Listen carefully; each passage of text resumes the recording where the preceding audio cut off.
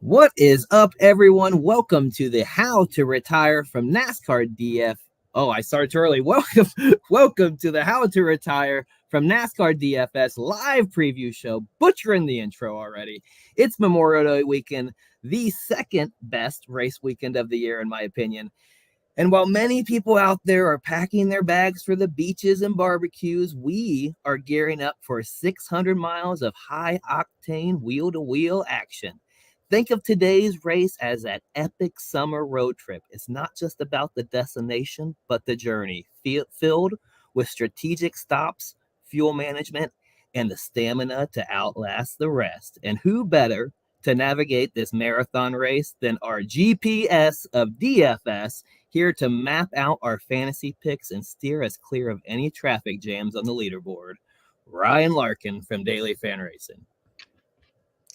Hey, what's up, Jason? How's it going? Hope you're doing good. Man, look at you. Look what we got here. Man, special Larkin for Memorial Day. Yeah, doing pretty good, man. So what happens when your wife's gone for 3 days? You really just turn into like an animalistic version of yourself. I am ready to win this money. Man, you've had your wife gone for 3 days? Look, I've been like the complete... Yeah, it's miserable. I'm very lonely, actually.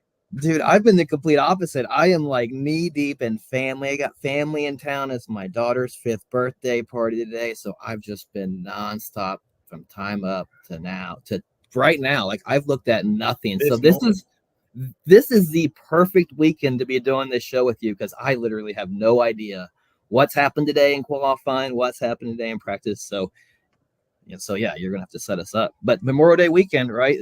What do you think? Do you think this is the second best race weekend of the year? No, it's the best one, but I also like F1. So I like waking up to Monaco on Sunday morning, Memorial Day weekend. I like getting the Indy 500. Hopefully the rain holds off. I like getting the Indy 500, around lunchtime, and then capping it off with 600 miles at night. To me, it's the best thing for just pure historic racing. The fact that we have literally 3 of the most historic races in the world. I mean, Coke 600 is not, maybe it's a French top 10 historic race, but it's definitely the World 600. Tons of tradition there still. But Monaco's the most famous F1 race ever. The Indy 500 speaks for itself. It's just such a wonderful day. So I'm really looking forward to it. And the Coke 600 this year, I think, is going to be an awesome race. I think it's going to be fantastic. So I'm really, really looking forward to this one. Yeah, I mean, it's a fun weekend. And, with this package that we have here, Mile and a Half races always put on good shows. We've seen some really good races in the Coke 600. So, yeah, I've been excited about this weekend. And I still think it can't compete with the Daytona 500. I love Daytona 500 weekend. It gets me so pumped up. But, yeah, this weekend is also awesome. Indy 500. And plus, you got the Larson race in both of those. I mean, that's going to be definitely fun to watch. Adds a little bit more, a little bit of for a NASCAR fan, a little bit more reason to watch that Indy 500, but should be fun. But let's talk about DFS, right? But before we get to that, subscribe if you're new to this channel, just finding it, right? We do these shows about half the races this year. We're going to be doing these free shows. Larkin's nice enough to do that, so subscribe to this channel, and if you want to get that content from Larkin, for the Truck Series, Xfinity Series, and those off weeks we have, that be sure to sign over that, the Daily Fan Racing. And we are giving away 2 passes today, right? To Daily Fan Racing. Is that correct, Larkin? Yeah, two subs. One to whoever asked the best question during the show. It could be anything. It doesn't have to be about DFS. So you can ask me about astrology. I don't really care. Whatever is the best, we'll go with. And we've got a winner from the people who retweeted the tweet earlier this week. So we'll announce that one later as well. And what are they winning? They're in a free 30 days, right? So that's to Daily Fan Racing. So free month. It'll start from, we'll get it set up. If you want it for tomorrow, we can get that might be tricky. So it'll probably start next week, and then you'll have the next month on us. We cover a lot of racing from Formula One trucks. Does that get them projections? They got some F1. Dude, this is what you're supposed to do. Right? That's why I brought you on here, and I pay you the big bucks. Yeah, they get projections, right? They get the article, the projections article, everything. Yes, everything that they can need to get ready the best plays, all that stuff. Thanks, Jason. Yes. All right. Let's get to the shit you are good at, right? Talking about DFS, right? So let's talk about. I'm not sure I'm even good at that anymore. Hey, no, you've been on a tear the last few weeks, man. Don't say that. We are what, 2 winners in a row, right? You're sitting on here, right? And I think I've lost Did track. anyone else pick Brad Keselowski? I don't know. I think I did, right? Didn't I say yeah, you don't count? You're retired. No, I said Buescher would whoop his ass, and I was close to Buescher winning. So I mean, come on. I mean, it should have been Buescher's win. But yeah, let's talk about that was really cool. I like getting Brad Keselowski right is probably my calling card for this year. Last year it was Shane Van Gisbergen at Chicago, right? Like we nailed that one. That was pretty cool. But getting Keselowski right on our last show was awesome. I don't know. I just felt really good about him. It makes me feel good when we get those things right. I know a couple of people had some tickets on them because of that call, and they cashed them. So I think that's really cool. Well, in this industry, Larkin, you're only as good as the next race, right? Nobody cares about that one. They want to know what you're going to hit the next one. So let's talk Coke 600. Let's talk how does the strategy differ for the Coke 600 as comparison to the other mile and a half? Like we just came right from didn't we? Darlington was close, right? I forget where we're just at. Yeah, Darlington mile, kind of intermediate, right? So a couple. So how's this different from that? So the biggest thing is going to be mileage. Almost all the intermediates, except for I guess the Southern 500, is a 400-mile race. So Kansas, Vegas, all those type races are 400 miles, which is 267 laps.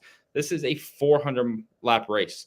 So there are a ton of Dominator points available, and you will need those in this race. We typically look 400-lap races. I'm typically looking for at least 2, if not 3 Dominators. This car has kind of changed that to an extent because fast laps can kind of be spread out a little bit more, and we do see more leaders. We see the lead change a bit more. Sorry, I had a little bit of a hiccup. We see the lead change a little bit more. We see 4, 5, 6 guys get out front for stretches of these races. So it's not as cut and dry of like, holy crap, Martin Truex leads 390 laps like he did a few years ago. It doesn't happen like that as much anymore. So we typically look for multiple of them, but that also could limit the upside of that second or third Dominator to the point where place differential plays start coming into factor more. Chris Buescher starting at the back, stands out. But we also run into scenarios where, these guys are wrecking still at the end of the races. They're failing to reach their potential. Tyler Reddick here recently, I think he was actually maybe optimal at Darlington, even after wrecking. I don't remember. He had so many laps led, so many fast laps that he still ended up scoring 50 points, even though he finished in the back. So, these guys are still wrecking though, right? There's still a higher chance of wrecking. It feels like there still seems to be more variance. So we are seeing things where place differentials outweighing the Dominators in certain points. And then, so it's an interesting race, but for me, 400 laps, I'm going to go very heavy on those Dominators. Hopefully this year it goes a little bit better. I was not on Ryan Blaney last year. I don't think many were. So when he came through as that surprise Dominator second half of the race, it destroyed me. Everything else was great. I was massive on Reddick. I was massive on everyone else, but Blaney showed up at the end. And that's probably the key here is that it's a super long race. What we see in the first half isn't necessarily what we're going to see in the second half. The guy that's great for the first stage may not even be a factor come lap 300. So extremely long race, guys can get their cars right and be better at nighttime than they are during the day. But there are some standout guys who look like they may put a whooping on this field too. So that'll be interesting to watch out for. Yeah, it is a long race, right? And in this race, it's definitely not about where you start, right? There's a lot of time for things to go south and a lot of times, to rebound from a mistake if it happens early. And to your point about those Dominator plays, we in the last 2 races, next gen era, we've seen 8 guys score north of 20 Dominator points in both those races. But half of those guys, right, half of those 8 failed to finish better than 15th, right? So it's like, they got some Dominator points, but they faded by the end of the race and didn't really, get there.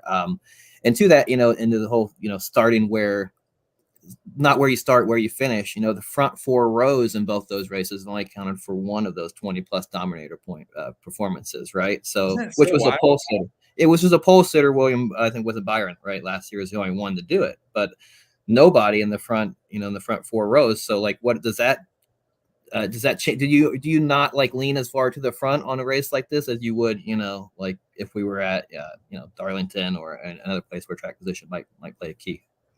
So this is a track where passing's pretty easy, right? There's multiple grooves, and so there's a lot of viability for drivers all over the place. Whereas like Darlington, it's one lane track, and it's very hard to make up that track position. It takes 100 laps potentially to get inside the top 5, things of that nature. Here, it's a little bit easier. So yes, I do favor that. I also like long run speed here. It matters. So having a little bit more downforce and maybe not being as trimmed out for qualifying can help you, like we see at Kansas, for instance. And I think there's probably a lot of correlation there with Is there more track? Do you look at more track history with Charlotte than when you would at another mile and a half, since you say, long run not speed? really. Not really. Yeah, I mean, not with the next gen car. I just don't really. I mean, Martin Truex, yeah, sure. Like I know Martin Truex is really good here. 400-mile race. I've seen him dominate here. Yes. But we kind of know who the best teams are. We know it's Hendrick. We know it's Joe Gibbs Racing, right? So I'm not really as enamored with what the hell they've done here in the past. It's more just about what their current situation is with this car and what their upside potential is. I mean, obviously, Kyle Larson's fantastic here. So I'm going to lean into that, but he's also fantastic everywhere. So nothing's really changing. Right. I don't know if there's anyone that stands out because they've been quote unquote good here in the past. I think all of them are just up front already. They're all going to be factors, and it's just really going to come down to which one hits. I think someone like Chase Elliott, and I kind of leaned into this at Dover. Chase Elliott's really good at Dover. It made sense for him to have a chance to be really good there. Chase Elliott's really good here at Charlotte, so maybe I'd bump him up. I'd feel a little bit better about his odds of dominating or something as a result of that. But overall, it's not going to really affect where I'm at because I just think all 8 or 10 of those guys, if we include like Reddick and stuff, are just going to be the factors. They're going to be the guys to beat. We could see a surprise dominator like Blaney, maybe Buescher, even though he's starting in the backup car from the rear. We were kind of thinking maybe Buescher and Keselowski could factor into things because what they did at Darlington. But, aside from someone random like Blaney last year hitting, we know the two, teams that are really going to factor in at the front, and I'm just going to smash those guys. I might smash Larson more. I might smash Truex a little bit more because he looks really damn good. But for the most part, that's where I'm going to be. And the track history is not going to be as important because at the end of the day, if one of them gets out front for 80 laps, that's all that matters. Right. It's not really going to matter whether they're great here or not. I think it's just the way it is currently, where we have two dominant teams that are just separated themselves. And I know people don't like F1 from your circles, but this is very F1-esque, right? We have two teams that separate themselves from everyone else, and they're just leading and dominating everything out there. So a lot of attention for me is going to be on the Gibbs. RFK just won last week. What are you talking about? We got okay, cool. Lando Norris just won at Miami. It doesn't mean that Verstappen's not dominant. Fords are strong now, right? Isn't that if we're going off what we've seen in the last couple of weeks? But they look like shit so far. Right. Yeah, this weekend they don't look very good right now. Well, we'll get into start talking about the actual plays here in just a moment. We did have a good question here. Let's from Kevin Lane. How would you build us for single entry for the 6th round? Let's talk in specifics to dominators, PD plays. I know you've had a chance to probably look at the slate a little bit. What do you feel like you're going to approach a single entry with? How many dominators, how many PD plays, and then where you're landing on how much value you're probably putting in there. Yeah, I think it's probably. It's hard because in my head, I really just want to go probably 2 dominators, but you have Buescher and Keselowski starting in the 30s. So you have key place differential options in that mid tier that kind of stand out. And then you got Ty Gibbs right underneath them that looks really fast. So for me, it's probably a combination of going with Gibbs or not going with Gibbs, and then which 2 dominators you want to go with, and then what the salary is left over. If you can go Buescher and maybe Eric Jones, because Eric Jones is going to be cheaper, that makes sense. Maybe you go Keselowski instead of Buescher to be a little bit different. The key to single entry is going to be finding a way to be different, whether that's one of your dominators being different, whether it's your value play being different. At some point, you're probably going to need to find that one key guy to be different. And then it's also like, how much coverage do you want to certain dominator potential? Do you want to get off Larson and risk the fact that he may lead the last 150 laps or not? So it's just kind of a tricky situation. I really like the speed that Toyotas show, especially since we don't typically see them struggle on the long run.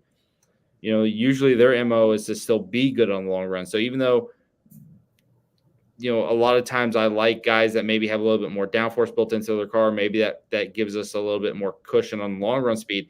For the Gibbs guys to all be up front, that makes me think that not only will they have really good short run speed, but they're also going to still be able to hold up in the long run. So I can really see myself pushing heavy into Gibbs, into Truex, into Hamlin, and using that type of build in my single entry. Just because there's so many fast laps out there to be had that I'm not super afraid of Hamlin not leading 100 laps. As long as he kind of gets me to 65, 70 points, do fast laps and a top 5 finish, and maybe a few laps led. I just kind of feel like that's the right way to go instead of chasing Brett Keselowski this week. And I might be wrong. So I think I'd prefer 3 dominators, but there's multiple ways you can build 3 dominators. Yeah, sure. It's just hard because Gibbs can go out there, lead the first 100 laps, finish 20th, and not be as good of a play. So right. I don't want to be like, you need to play 3 dominators, but that's probably how I would build for this one. All right. Well, let's start talking the plays. I like how we did it last show, where we started at kind of the top of the roster here, top of the salary, and we just kind of work our way down. So start at the same place we start every week. We're talking the top of the roster, right? We're talking Kyle Larson, Denny Hamlin. These guys are pretty much guys we're squeezing in the lineups every week. Is there a reason to not play these guys this week? No, I think the reason would be to try to be different. I mean, there's going to be a ton of ownership on them. I'm a little perplexed, and maybe this is a situation of the odds midweek dictated this, but we have more laps here this weekend, but these guys are cheaper than they have been. We've seen them at 11,500 and 11,300, and we're essentially getting a $500 discount on these guys, which is only going to help afford them even more. That's very interesting to me. Larson, I think, is going to be really good. I don't think anyone's surprised by that. I definitely think he's in the running. He looked great in practice. He's a pretty good driver. Yeah. He seems okay as a driver. Yeah, like he does all right. He was very quick in practice. So Larson, best 10-lap average from what I saw. I think he's a contender to win. I don't want to bet against him. I will be pretty heavy on him just because I know he's probably going to be there at some point. Yeah, Hamlin, best 5-lap, best 10-lap in battle. Yeah. Practice. Hamlin, I'm not super high on, but he's probably going to finish top 5, right? So with him, it's really going to come down to dominator potential. If he's running 4th or 5th and doesn't lead and doesn't get a ton of fast laps, he's not optimal. But he could also just win and be the dominant car, and I wouldn't be shocked. I just feel like Gibbs might be a little bit better. Truex is going to be tough for him to deal with. Larson's going to be elite. Hamlin's in that mix, but I'm not as confident in him in what I've seen and kind of how this slate sets up. So I do like Hamlin more as a secondary pivot, but we're talking probably 8 guys that are realistic dominator threats, and he's one of the best options. So I'm not betting against him. I am going to use him more as a secondary option, though, off of Larson or off of Truex or off of some of the other guys in this range. One, because of salary, because I'm still going to struggle to pay that price for him without knowing for sure he's going to dominate.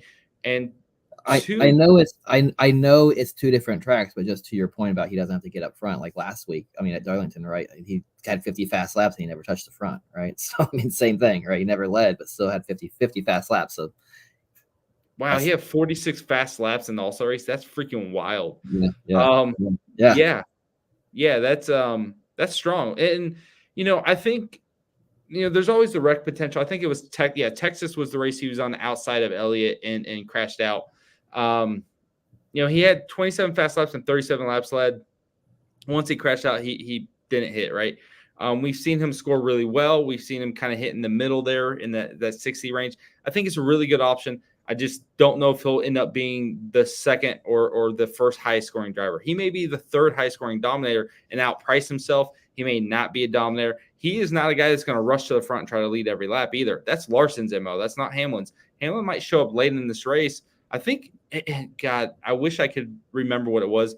I think it was Hamlin, won this race after leading like 8 laps. And I don't remember when that was, but it feels fairly recent.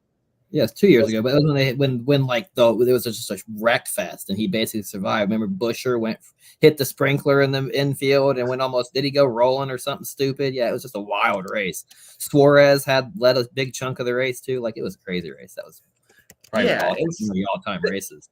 I do think I'm blanking right now because I'm nervous being on television, or whatever the hell this is. Is anybody even watching? No, probably not. But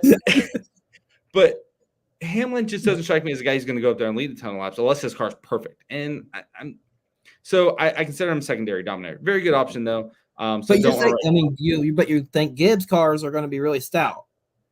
I do. And he's been the best of the bunch all year. Correct. I love Ty Gibbs' speed in practice. Are we going to have a Ty Gibbs discussion already? Let's do it. I don't care. Like, I loved it. And I think Martin Truex is going to be a pain in the ass in the slate too. William Byron was pretty strong in practice. He's going to be strong starting second. Larson, like, it's just a product of the situation where there's just a lot of guys that could do it. So it's not that Hamlin's bad. I think it's a fine play. I'm just not as high on him as I was at Kansas. Like, at Kansas, I was like, nah, Hamlin's going to get up front. He's going to get his laps led. He's going to get some fast laps. He's going to do – I'm not as confident in that this weekend. All right. Yeah. Let's move on down to the man who dominated this race last year, Ryan Blaney. Last year, though, we got him for $8,400. This year, we're staring down the barrel of $10,300. Tell me, is that how did that work out? Is that price warranted for Ryan Blaney this week? What are we doing?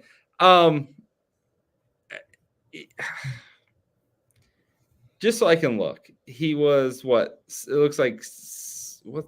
I don't know. Is that Dover? He doesn't have like any top fives in the last like 2 months. Like, I don't know what we're doing here. He hasn't been a factor all year. He won this race last year. It was a surprise. But man, he's starting at Vegas. Cool. That was like 3-4 months ago. I just don't get it. I'm guessing this was an odds things when it was released, but man, I'm not really high on him. The Logano hated his car, so that's concerning. I think Blaney will be just fine in the race. I think he'll finish top 10. I think he'll contend for a top 5. Do I think he's dominating at any point in this race and leading the laps needed to pay off this price point? No. And so for me, I'm not going to play much of him. But I did the same thing last year, and it killed me. And it's really hard for me to be extremely strongly opinionated on something like this when it literally killed me a year ago here. But I just don't really like to play. I don't think he's going to contend with those guys. And I do think Gibbs and HMS just have a little bit more of an advantage, and they're going to be too good to beat. All right. I agree with you. I'm not paying $10,300 for Ryan Blaney. He'll beat me, I guess, if he beats me. So it sounds like you might like this next range we're about to talk about here. So let's talk about this 10,000 through 9,000 range, right? All guys starting inside the front 4 rows, which we just, I gave you my awesome stat that only one of those guys starting in the front 4 rows have scored 20 plus dominator points. So we have Byron, Reddick, Truex, Chase, and Christopher Bell. Who would be your favorite of this bunch? Or if any of them do you like? Yeah, so that little stat's going to get blown out the window this week. It's a group. You say that, but Hamlin and Larson will be 4th, 5th, 10 laps in, and you're like, shit. Maybe Larson will get stuck in Indy, and we can really shake things up. No, so I like the JGR cars. I've been really comfortable with them this year, and I've leaned on them a lot more. I also like Hamlin over Byron. I like Larson over Byron. I've been able to get away from Byron in certain spots and felt comfortable with it. This week, he scares me. So I think Byron from second could be a potential contender.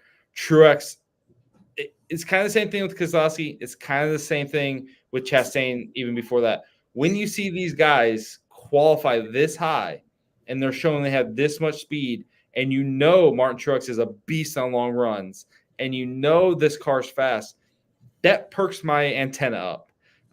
Not the one down there, but like up here. Maybe that one too, though. I mean, if he wins me enough money, it just gets me really excited. And so I really like Truex. I really like that play. I really like that aspect of it. I could also see Chase Elliott leading. I can see Christopher Bell leading. The fact that this is 400 laps, that there could be multiple dominators. There can be 3 or 4 guys that lead 50, 60 plus laps in this race. A couple of guys may lead 100 plus, right? Probably will, most likely will.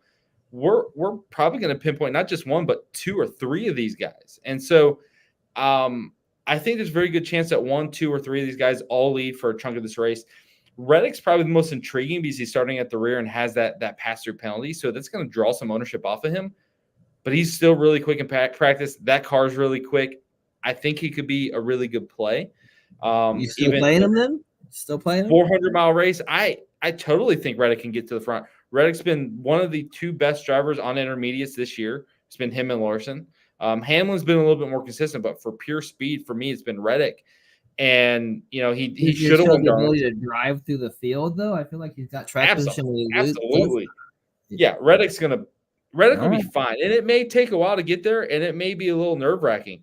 But when you look at him, putting up 75 points at Vegas on DraftKings, him scoring 174 laps led at Darlington, he's been really, really strong. Now, Reddick's an idiot. He makes a lot of stupid mistakes. But the upside is always going to be that he wins. I think the lower ownership, because of where his situation, is going to be a benefit. And I still want to attack that play. So I really like everyone in this range. I think they all have tires. What's that? Does Reddick lose a set of tires?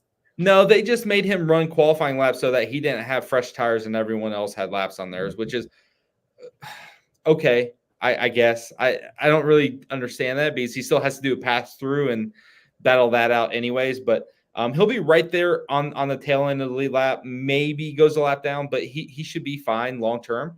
And I do think he gets up front, so I still like the play. I don't know which one is going to be the guy, and that always makes me concerned when I give someone out. What I was going to ask you is you're going to have to rank them for us. Who would you like number 1 in that rank? Here's the thing. And I don't know if this is where you thought it or if you thought this too, but did Bob Pocker say this? If not, I don't care what anyone else says. But look this up. I haven't seen anything about this. I've heard a lot of different things where, he loses pit selection. He loses a lot of stuff. But I didn't hear about losing a set of tires. That doesn't make any sense. I've never heard that before. Has anybody ever lost a set of tires for a race? No, I think they're referencing the fact that they made him qualify so that he didn't have fresh tires to start the race. He had quote unquote scuffs, which is what everyone has to do. So I think they were just forcing, because most of the time these guys were like, well, if you're making me start last anyways, I'm not going to qualify. Right. They forced him to go out there and turn a lap. So that's probably what that's referencing. For me, Truex is my most interested play. This sets up well for him. Long green flag runs at Charlotte, tire wear.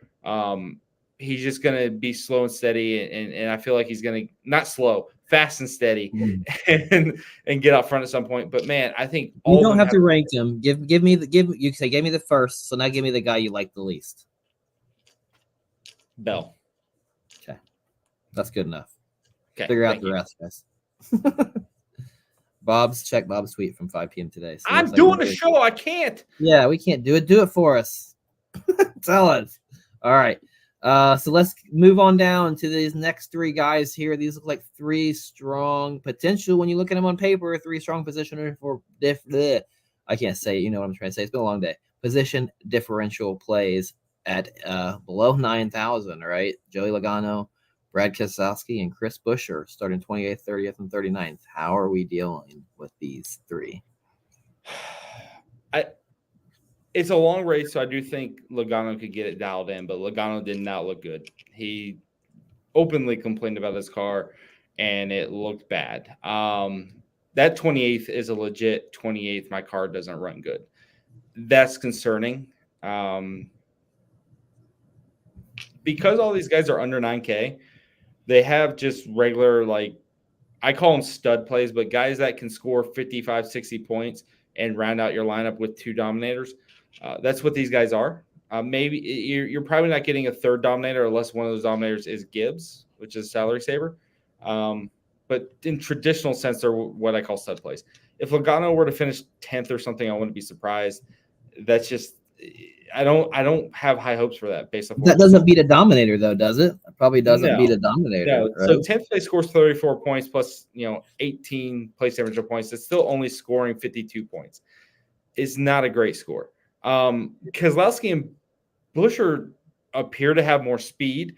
Keselowski qualified poorly. That's kind of Keselowski's thing. Like we talked about that at Darlington. It's like, holy shit, why is he qualifying up front? His car's really fast. Here, it's like, I think he'll get there by the end of the race, but it might take 400 laps. I think it's a fine play, but still 8,700 and still may only get to 10th or 12th or 15th and still may only score 45 points or something, which won't get it done. Busch was obviously going to be the chalk. He was really quick in qualifying or in practice before he crashed. Starts 39th, so a lot of place differential potential there. Whereas like if he finishes 13th, which is 30 points, and adds 26 place differential points, that's going to be well into the 50s without having to crack the top 10. If he does crack top 10, it's going to be a really fantastic score. So Busch is going to be the preferred play here in this range. He's going to see the most ownership, probably by a healthy margin. Keselowski is going to be the first pivot from that. And then Logano's the risky contrarian play where you're hoping that we get the chaotic next-gen races at Charlotte that we've gotten so far, where he randomly shows up, finishes 8th. Those two failed to deliver type deal. So that's the only way Logano gets there in your eyes this week. He's not. I just don't think it works. I mean, if he was that's good perspective. I mean, that's good perspective because that tells us that like, hey, he's just like you're waiting on shit to go wrong if you're playing Logano this week and just hoping he survives. Right, correct. Yeah, it's not a play you're doing on pure speed. You're doing it because you're hoping he survives. All right, so let's talk. I'll give you, I don't know, a couple minutes here. Let's talk about Ty motherfucking Gibbs starting on the pole. The language. He's not even I don't even think he's 21, and you're using that language around him. He can't even hear that word.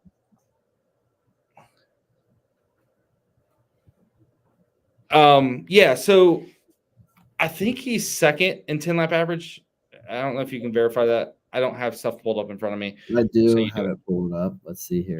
Yeah, because you're way better at this job than I am. Second, and third and 15 lap, but he got beat by Blaney and Christopher Bell. Blaney. So basically, we got a guy starting on the pole with a fast car who was decent on 10, 15 lap average, right? Like that.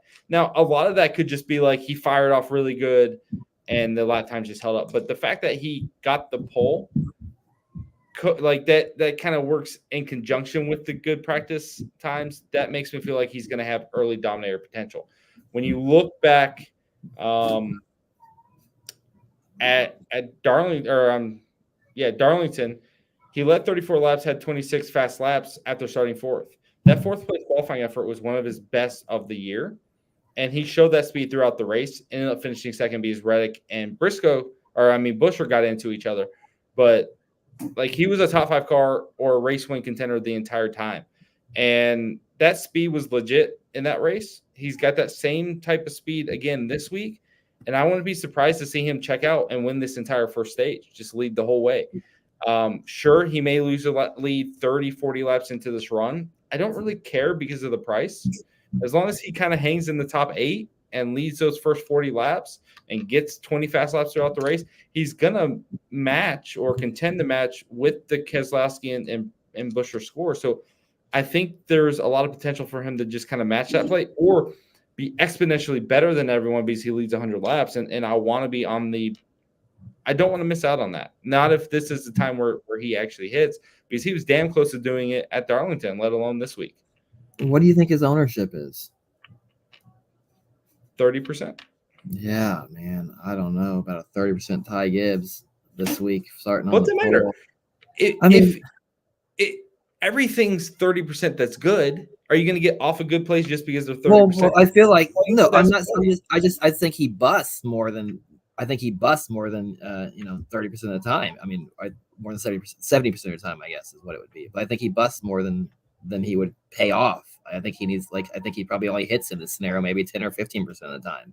So yeah, that's why you'd want the ownership to be around 10 or 15%. I mean, really, like I just don't think he pay. Like it's a 400-mile race. This kid is young. Like he makes so many mistakes all the time. Like I just feel like there's a mistake in there. Does he? It feels like. I mean, it looks like it. It feels like it. I mean, it seems like he's always into something. I mean, he never gets the finishes he's supposed to. I don't know if I agree with that. I mean, he started off the year with, besides Daytona 500, 5 straight top 10s, including a third and 2/3, third at Phoenix after starting second, a third at Coda after starting second, a fifth at Vegas after starting 8th, finished second after starting 4th at Darlington. I mean, sure, he's got the odd crash or two, but so does every single driver in the field. I mean, I feel like we've seen Vegas, he was incredibly quick. Darlington, he was contending. Honestly, it was a pit road snafu that kept him from potentially winning that race. I think he's really strong right now, especially on the intermediates. He's faster than most everyone in practice. He's got pole position, which means he's set up to lead early. I'm not afraid at 8,300 to maybe only get 42 points out of him. If I miss the optimal, oh well. I didn't play chalk Buscher. But if he goes out there and leads first 100 laps, then I have a dominator play that every lineup he's in probably cashes, and I'm going to be in the driver's seat to beat the other 70% of the field. I don't not play really good upside plays just because he's 30% owned. That's not – I played the best plays, and I think Gibbs is going to be a really good play. Now, yes, he may wreck. Larson wrecks a fuck ton. Right? Yeah. Like, that's just the way it goes. I just feel like it's a long race, right? I mean, just what's that? Like, I just feel like it's a long race, and yeah, he's got fast now. He's fast now. Like, I just don't trust the. I other. agree. I don't think he's gonna lead the first. I agree. Laps. Like, I don't care if he's leading on lap 200 or 300 or 400, as long as he finishes top 8, which the Gibbs cars are so clear of everyone. They really should be finishing top 8 at a very high rate. As long as he's doing that, and he gets this early domination in the first stage, he can rival Buescher and Keselowski in terms of scoring or outscore them. And honestly, I think he's going to be under-owned compared to Buescher and Keselowski. I'm not sure he sees more ownership than both of them. Definitely not. He won't see more than them. Definitely not more than Buescher. Keselowski may or may not, right? But you're going to be under 2 of the guys in this range. It's not like he's super chalk that he's the only one in this range is chalk.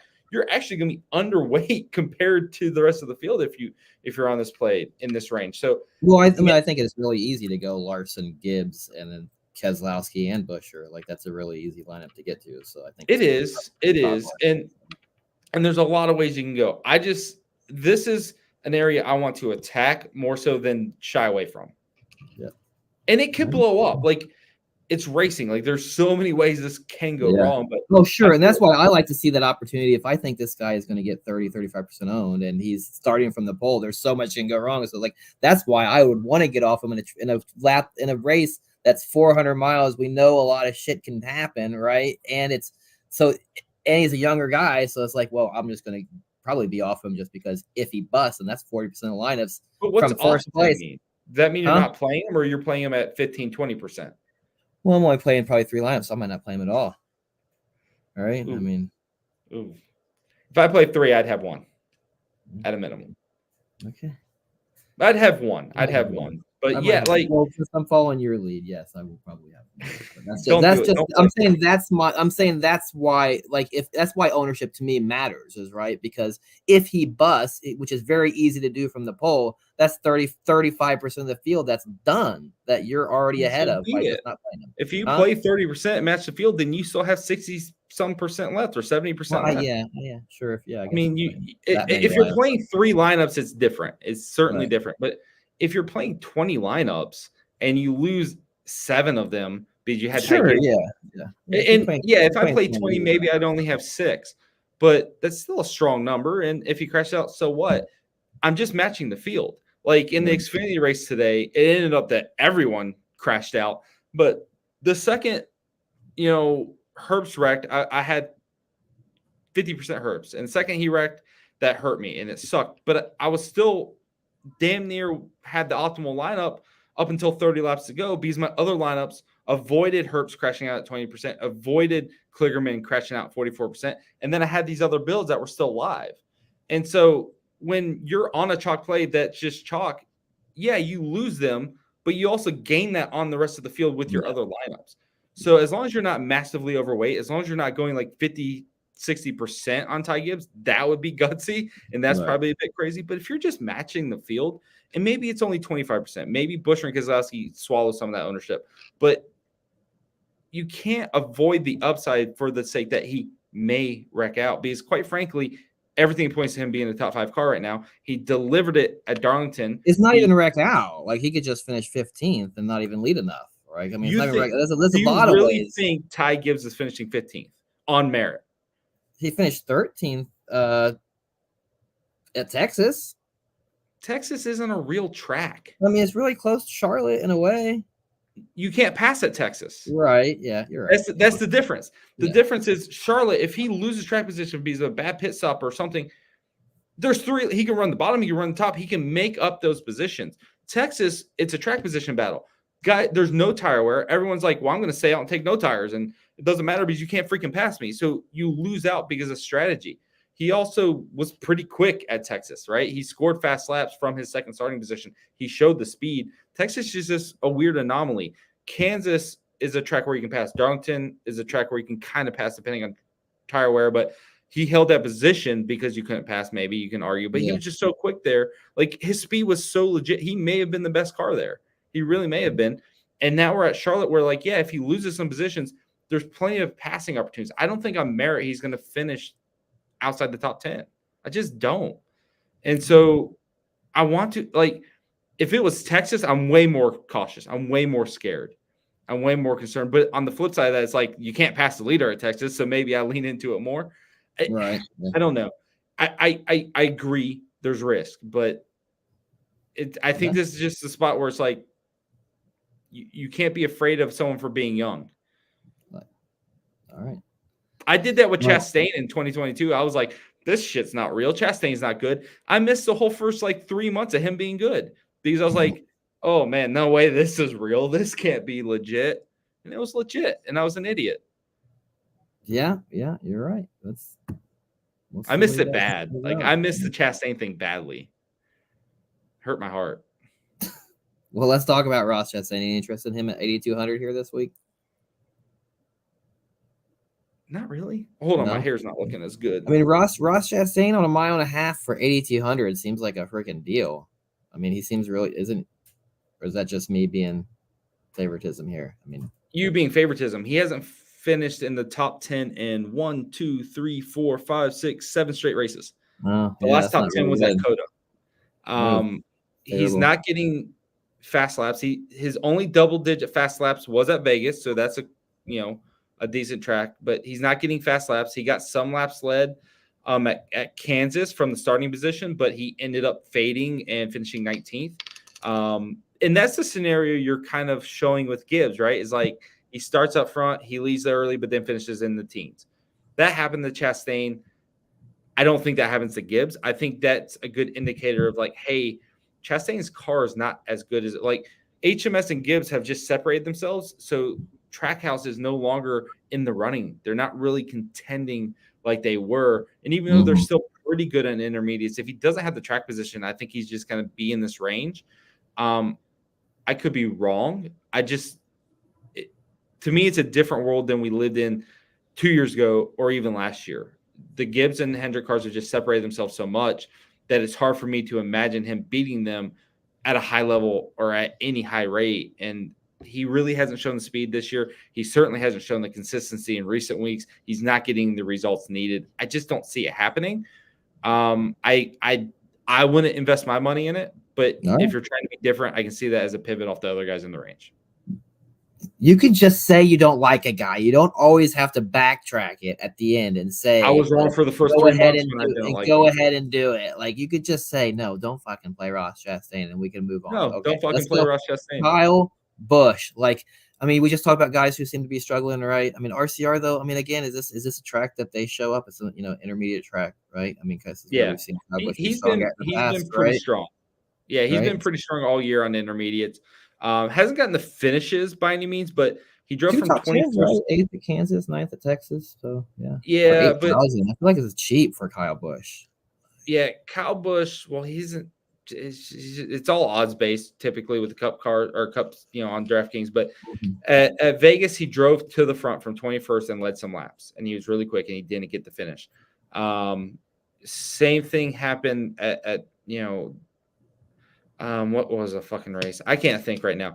But that's a fast in practice too. Look at practice speeds. Kyle Busch, 4th fastest in 5-lap and 10-lap. So yeah, like Busch interests me a lot in this range because he has shown the speed. He was quick at Dover. He was quick at Kansas. He sucked at Darlington. I don't know what that was about, but like you mentioned, 4th at Darlington, 8th at Kansas, fast laps in both of them, led laps in both of them, led laps at Vegas. The intermediate program's still here for RCR. He still has some speed. And because he's only 8K, that's a good price point. Starting 15th, he doesn't have to necessarily dominate like Chastain would. He can finish 5th with 15 fast laps and score really well and contend potentially with Keselowski and Buescher, who are really dependent on the place average points. He's a guy that could potentially score 60 points in that manner and potentially outscore those two plays. So I don't mind it. I think it's a fine mid-tier play. I'm indifferent on him currently because he isn't really good consistently. But it's really just the fact that RCR has been awful on short tracks this entire time with the next-gen car, and they've been good on intermediate. So we get this like hot and cold with him, and we got the same thing with Reddick. Reddick was extremely hot and cold. So I think Busch will be fine in this spot. I think it's a good track type for them, Mm-hmm. and I do think he contends for a top 10 finish. I do think he scores reasonably well. Yeah, I think that's a bargain price right there for Kyle Busch at 8,000 there. Yeah, definitely.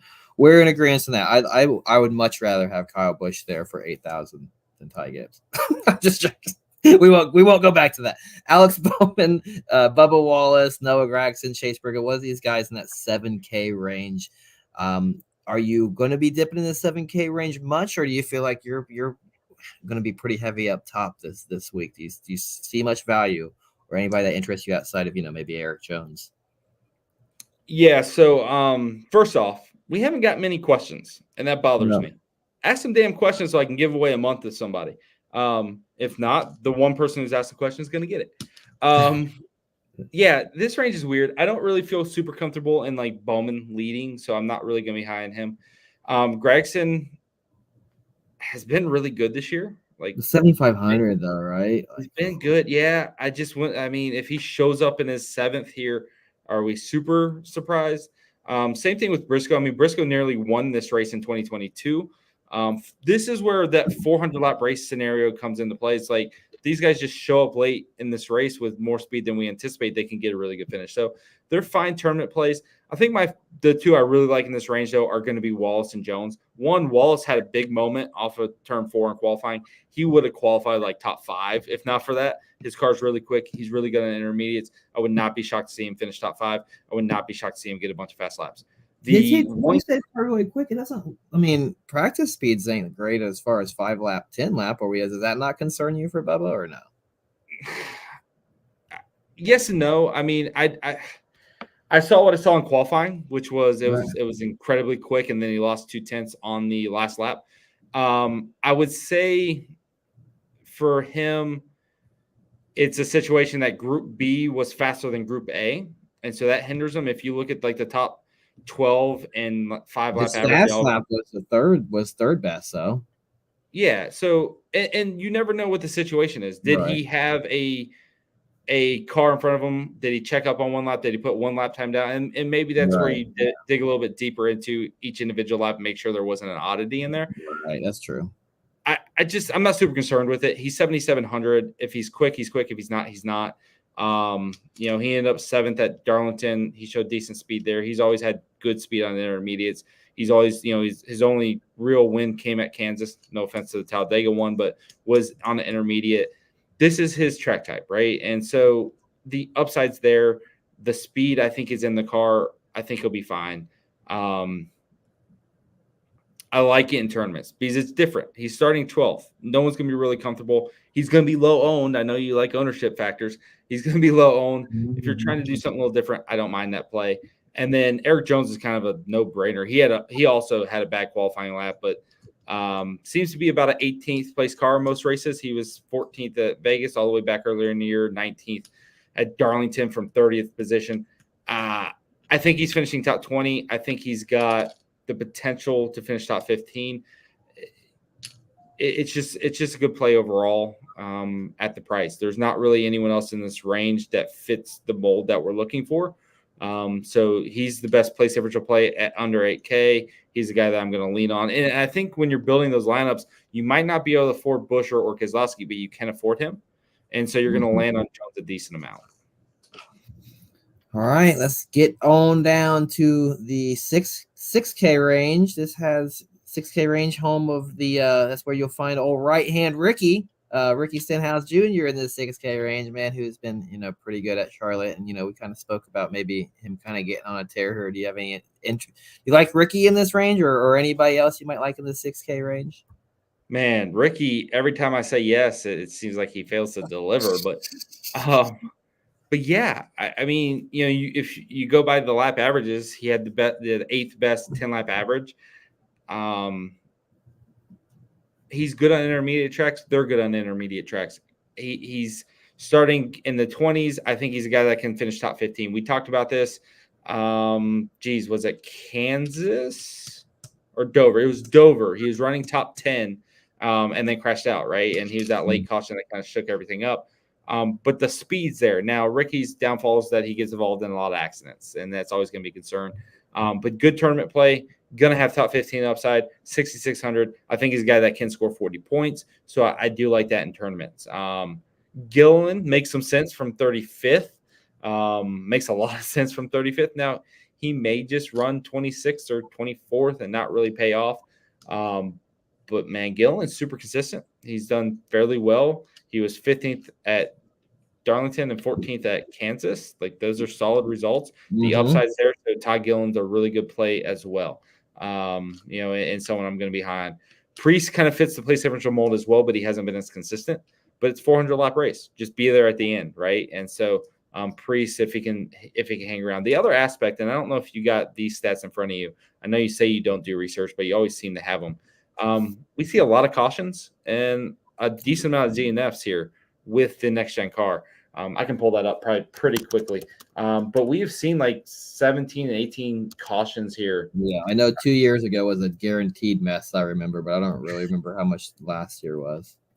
Last year was pretty much the same thing. We saw mainly the same amount of crashes, and that's going to create more upside for these type of plays. If they are not the cautions, if they are not getting involved in the wrecks, while they may only run 26 all damn race, if we have 8 or 10 guys in front of them crash out, then they're going to move forward, right? They're going to benefit the most from that. Whereas maybe a guy who starts 20th and is running 12th isn't going to get the full benefit.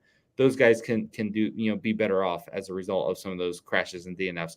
So yeah, last year had 16 cautions for 83 laps. Not a huge DNF number, but it looks like, Larson crashed out big. 1, 2, 3, 4, 5, 6, 7, 8 guys failed to finish. And then you got a couple of guys that were, a few laps down, but I'm kind of banking on 8 to 10 of those guys crashing out. And as a result, I think some of these plays like Priest, who I may sit there and think, oh, he's only going to run 24th, may end up getting like 20th. And all of a sudden he could be 13th just because of certain variants and things of that nature. So I do factor him in. I just want to use him more as a pivot, potentially off of Gilliland or Jones, if we consider them in the same range, even though he's a decent amount more expensive. Yeah, we didn't touch on this at all when we were talking about roster construction, but is this race with its variance? Is this a race that you tend to maybe play more lineups than you typically would on a given week, or no? Yes and no. Like, I'm not super comfortable playing a lot. That's never been my MO, but it does make sense. Like, I think there's 8 realistic true dominator threats. If you're playing 7 lines, it's really hard to play all 8, and certainly hard to play all the different combinations. So finding a way to mix and match the dominators, and then finding a way to mix and match the place differential plays, and then finding a way to mix and match, these cheap plays, you really need a lot of lineups to kind of cover all bases. So it does have the feel of a race that you would like to play a lot of lineups. It's just not my MO. I like hand building. I like putting 6 lineups out there. That's just the way I play. It's really hard for me to trust an optimizer. Like, I'm such a control freak that I just don't trust what it spits out. And so it's always harder for me to utilize that. But this is definitely one where there's a lot of viable plays, especially because it's a higher carnage race, because someone could just show up later in the race and work out. Because we've seen 16 and 18 cautions the last 2 years here, our assumption is that we're going to have a decent amount of guys on the lead lap. Even the guys like Harrison Burton or someone that we just may think sucks, they could just ride Jimmy around Johnson. and find their way to a good position late. Jimmy Johnson. No, he's probably a caution. But I think that gives a few people the opportunity to hit, even if you don't like them, because it's such a long race, because there's so many variance aspects to it. So I do like a lot of guys in that range. All right, I like it. Let's get down and start talking about value plays, right? If you just looking at the last 3 optimals, right? We've seen a punt play be optimal in 3 straight Coke 600s. Last year, right, it was J.J. Yelly, who started 36th for 4,800.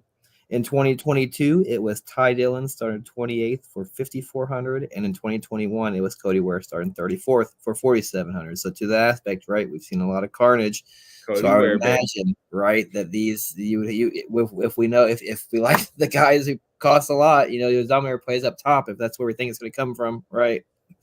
Any interest in these guys in the bottom? Who do we like here? Under 6K. Yeah, so it's an interesting dynamic. LaJoy, Haley, Nemechek, they start Hemrick even 24th. They start further ahead, right? They start in positions where they don't offer a ton of place differential points, but what they offer is top 15 potential. So Justin Haley finished 15th last year with Colleague here. JJ Yelly, you mentioned, finished 16th here in this race last year as well. Corey LaJoy finished 17th from 25th. The possibility of one of these guys, like LaJoy, like a Haley, to finish 14th or 13th or 15th, that type of range seems logical. And that puts them in the range of scoring 35-ish points, maybe 38 points. Whereas a guy like Burton, and this is where, when you look at Yaley starting 36th versus LaJoy starting 25th or Haley starting 16th, the place differential points ended up being the main factor. When Harrison Burton starting 32nd, I don't know if I like any of the other ones because the cars are kind of crap, but like maybe Shane Van Gisbergen gets things figured out. Those are the type of plays that could work out. It's just hard because Ty Dillon's in a 50 car that I don't trust. JJ Ellie's in a car I don't trust. BJ McLeod's in his car, I don't trust it. So the speed in those cars aren't super reliable. The cars themselves aren't super reliable. Maybe Kaz Gralla is an interesting play for place differential sake. But I think probably the best 2 are going to be Burton and Shane Van Gisbergen, just for equipment's sake, for staying on the lead lap maybe longer. But Shane Van Gisbergen is making his first oval start in a cup race. What is Yaley in? What's that? What is Yaley in? Yaley's in that 44 car, which it's so hard to trust that. And so, but if we have 18 cautions, he's going to stay on this lead lap, right? Well, yeah, that's so Yaley's going to be very slow. Like, don't get me wrong. Right. Yaley's going to be slow. Ty Dillon's probably going to be a little bit slow. They're going to be off the pace. I'm not super. You're not playing these guys though for that reason. You're playing because we know there's going to be carnage, though, right? So like Ty Dillon, we're playing them for salary purposes.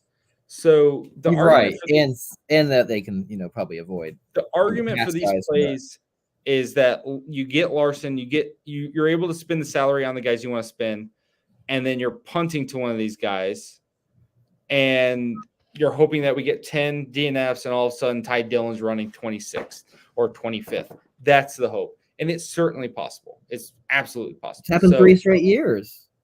Right now, I think JJ Yaley and a Rick Ware car is a little bit different than this 44 and 50 car. Like those are pretty bad situations versus Rick Ware has been decent. But yeah, I mean, we've seen it work out. We've seen it happen. I mean, JJ Yeley didn't even freaking qualify, right? Like I don't even know what's going on there. It's Cody Ware though in 2021. That was Rick Ware when Rick Ware was was dog shit though. Like that. Right. I mean, that's Right. legit. That's legit. Like You're dog shit. right. I Right? don't disagree.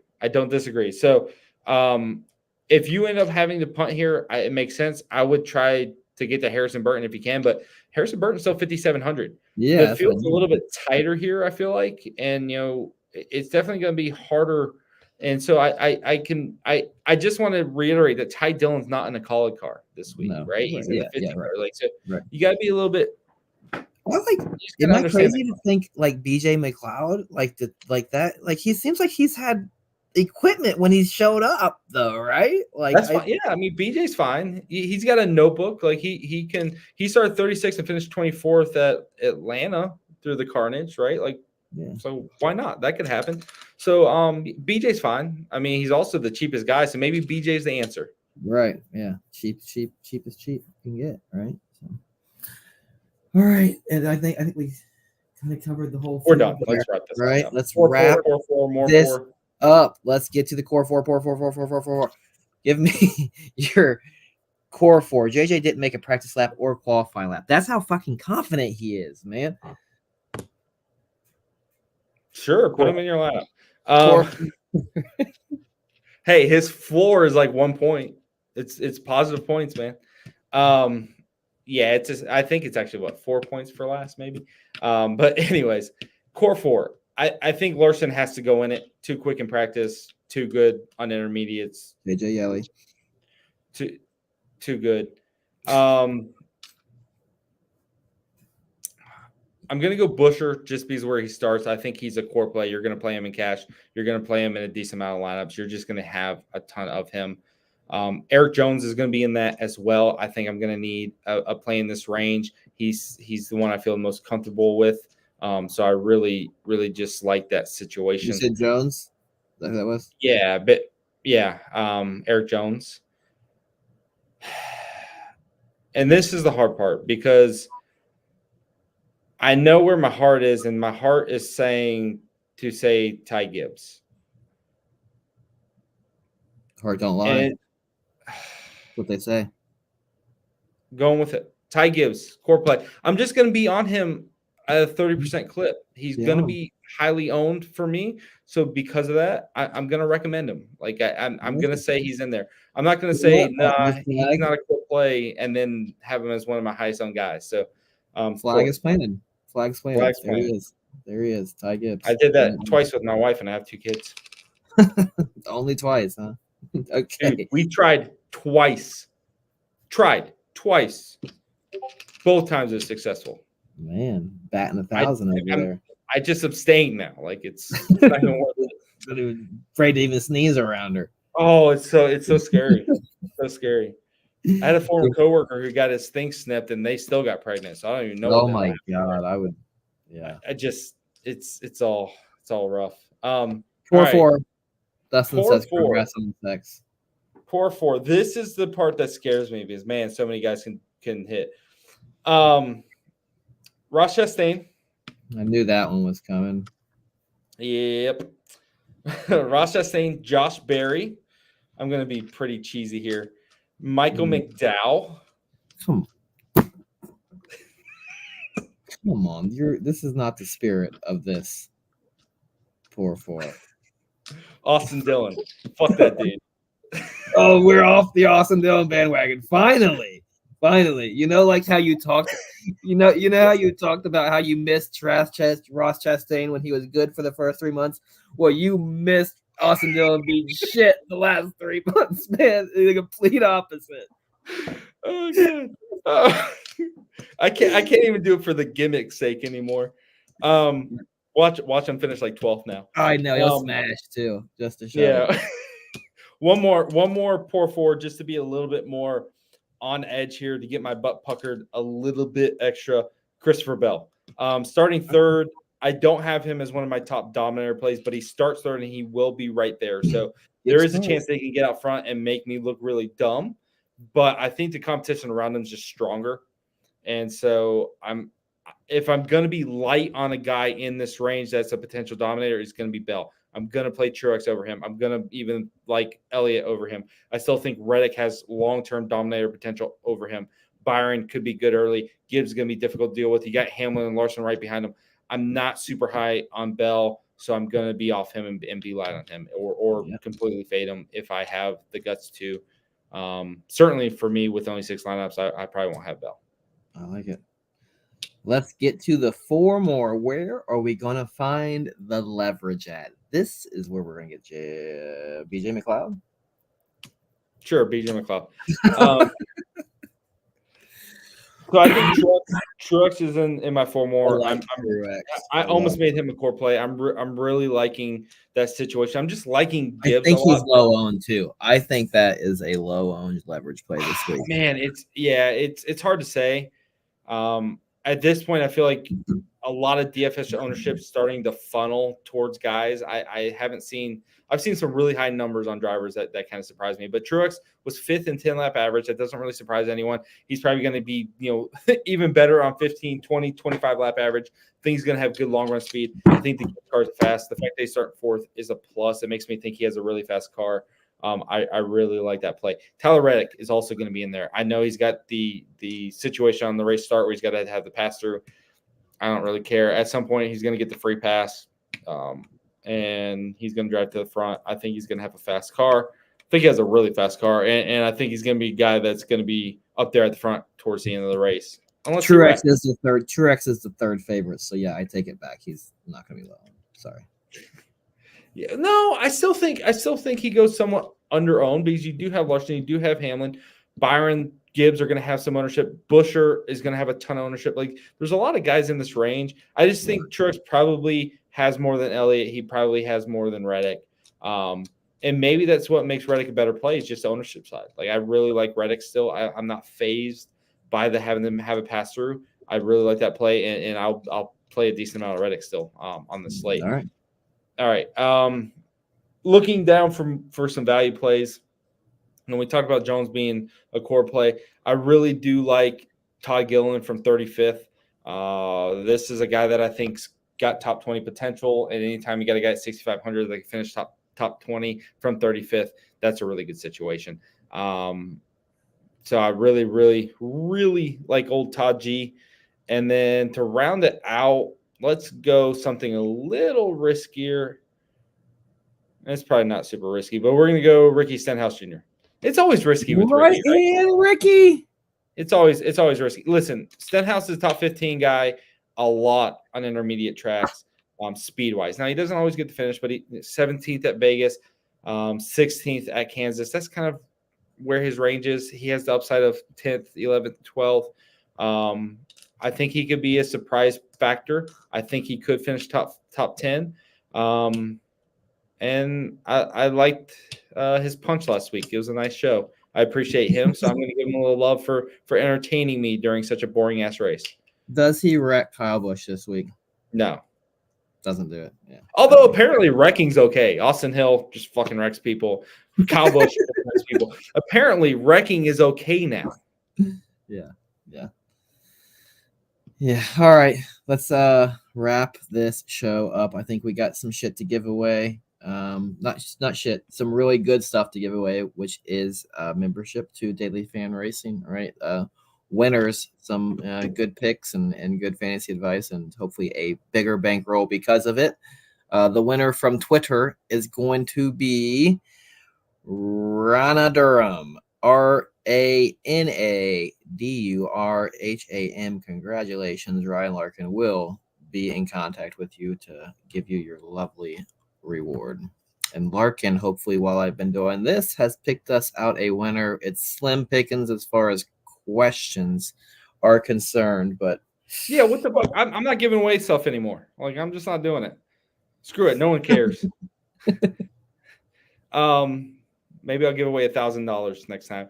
I forgot to get Mr. Beast on the channel for us. I know that's like the key to YouTube subscribers and stuff is having Mr. Beast on your stream. So because I didn't do that, maybe I'll just start giving away money like he does, and maybe that'll work. So give me money before you give anybody money. Next episode, $10,000. But yeah, so I'm going to go ahead and give it to Kevin Lane. I like this question for how would you build for single entry for the 600. I didn't have a great answer for it, and that's why I think it was a great question. Like I I wasn't super comfortable with like you need 3 dominators or maybe you don't, or like who do you like? Do you just play the chalk with Larson? Do you not like?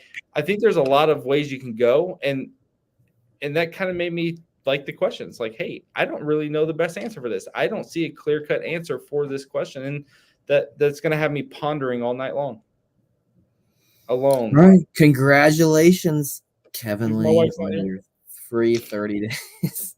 Free 30 days at Daily Fan Racing. I'm sure he's already probably a sub, so I'm sure he'd appreciate the discount off next 30 months. Let's continue your streak here, right? You Did need you say next 30 months? I'm not that nice. Did I say 30 months? Well, why not, man? That's only 3 Stop it. years. Like, good lord. Yeah, whatever. Might retire here pretty soon. It's a good gig. Give us a winner, man. It's been you've got 2 in a row, so we need a winner this week to make it 3 in a row. Yeah, this is a tough one. I don't know what the odds are. Actually, Denny Larson up top at yeah, I figured 450, Denny at 650, which I saw. Yeah, Larson was hanging at 550 earlier, and I hit it before he. I'm not going to pick Larson. My head says Larson. I'm not going to do it. I'm going to go ahead and pick Martin Truex to win this race. Give him 400 laps to get his car right. I think he'll get there. I think he'll be good in the long run. I also think Tyler Reddick could be there at the end. I really like Reddick as well. I like it. I like the Truex call there. That's a. I like it. Did you? I don't want to be chalk. I don't want to just say Larson. Larson's the obvious pick. So have you placed the Larson parlay to win both races? Have you done that? I had to do it just for fun.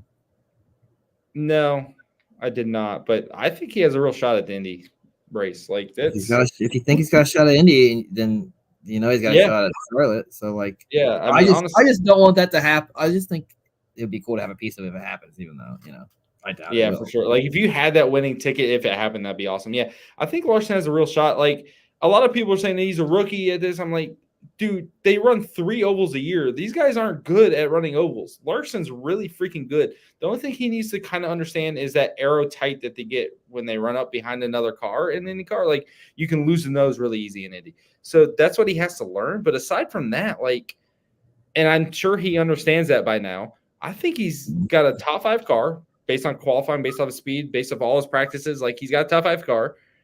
Why not? Why can't he win? I think he was like 3rd in odds when I looked today. I'm not surprised. Like he is one of probably 6 or 7 guys with legit speed, right? Like just pure pace. It's really going to come down to execution. I don't see why he can't. And quite frankly, yes, he's that good. And a guy that runs 30 ovals a year, who's that good at running ovals, who understands manipulating the draft and manipulating aero, and it's a little bit different in any car, but it's not that much different for him. Like he's going to pick up on it. I hope he does it.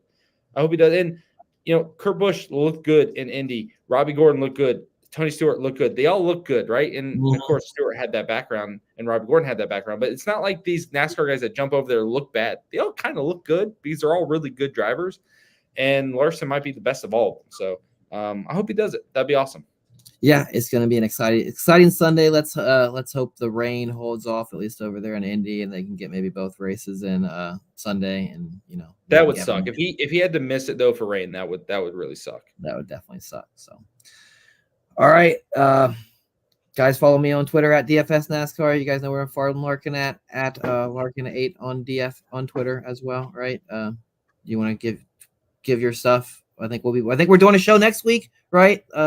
Next week we decided Larkin talked to me and then doing a show next week. We're going to talk, where are they at? Gateway, right? So we will be back next week. So subscribe, make sure you don't miss it. Larkin, let them know where they find you at. Yeah. Daily Fan Racing, we got everything in there. As Jason pointed out about an hour ago, we have projections, we have rankings, we have a full written breakdown. I got to do that after this. Actually, I'm going to do it tomorrow morning, I think. Since the race is at 6:00, I don't think I'm gonna get that done tonight. But we got a ton of content. We do everything. If we're not doing this podcast here for free, I have a premium podcast that goes on the site. We got a podcast every week. Do this one for free because I want to give back, but also Jason will not be behind a paywall. It's against his rules. So we like doing the show, though. The reason why we added the show for next week is because I just really enjoy talking to Jason. It's fun, and I think it's cool that we get to do these for you guys. Please like and subscribe to the channel. Definitely do that for us. We are hopefully going to add something to it to make guys watch more. I don't know yet what it is, but I've been trying to do these little giveaways. I told you I'm not going to wear that suit. You told me I'm not wearing it. Okay, we'll find something else. But for those that do watch, I appreciate it. Hopefully, you guys will stick with us. We're trying to make this as entertaining as possible and have some fun with it and not be as monotonous. But let us know if you have any critique, anything you'd like us to talk about more, any suggestions or anything like that. But that's it. I appreciate you guys watching. Thank you, Jason, for doing it with us. And we'll catch you guys next time. See you.